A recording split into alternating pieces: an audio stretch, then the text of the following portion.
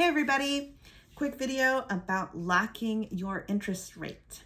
So when you have an offer accepted or when you've decided to move forward with a refinance, your lender should ask you if you are wanting to lock your interest rate. You generally have one of two options. You can lock in at an interest rate, which will protect you from any increases in the interest rate during the loan process. Once your loan has been funded, you're either in a fixed or adjustable rate mortgage and your rate is what you've agreed upon with your lender. But during the loan process, rates are going to continue to fluctuate. And so locking in at an interest rate will protect you from any rate increases. I get a little tongue-tied there. You also have the option to float your interest rate, which would allow you to take advantage of any rate decreases during your loan process. So if you lock your rate, you're protected from an increase, but if rates were to come down, you're locked in at a higher interest rate, and you generally wouldn't have the option to reprice into a lower interest rate option. And this is because your lender is locking the interest rate with an investor. So if they let you then reprice at a lower interest rate after you've locked, then they're going to incur a financial penalty from the investor.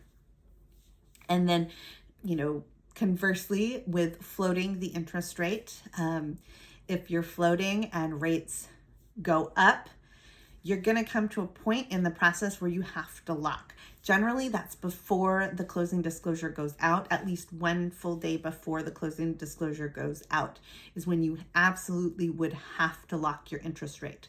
And so if you wait until then you are subject to whatever interest rates are at that time. So if rates have gone up, then you could end up with a higher interest rate than when you had originally started to move forward with your loan. So locking and floating, and your lender should go over the options with you.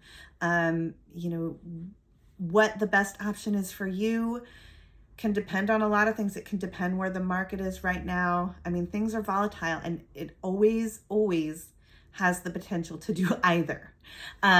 Because you never know what's going to happen. Something could happen, somewhere else in the world that affects our markets. And the best example of this I have is COVID. When we were going into 2020, we all thought rates were going to rise that year. And then all of a sudden, boom, 3% on a 30-year fixed.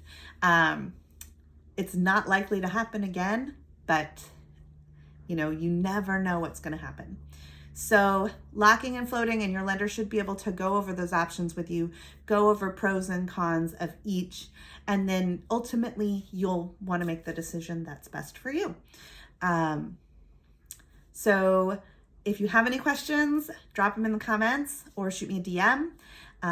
Otherwise, like and subscribe, and I will see you next time. Thank you so much. Bye-bye.